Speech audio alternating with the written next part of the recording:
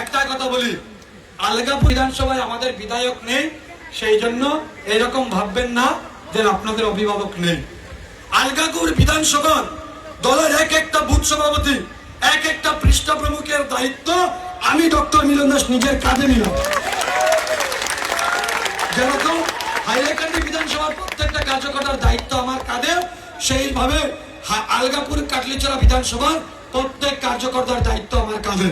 আমি যখনই আপনারা যা কিছু প্রয়োজন হবে আমাকে ফোন করবেন, আমাকে টেনে নিয়ে যাবেন।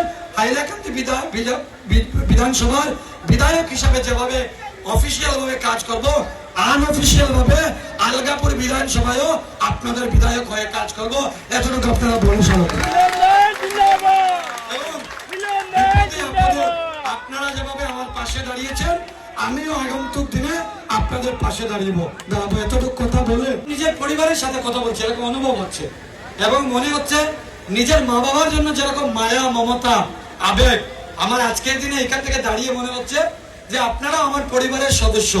হয়তো রক্তের সম্পর্ক নাই, কিন্তু আমি আজকের দিনে আবেগিক।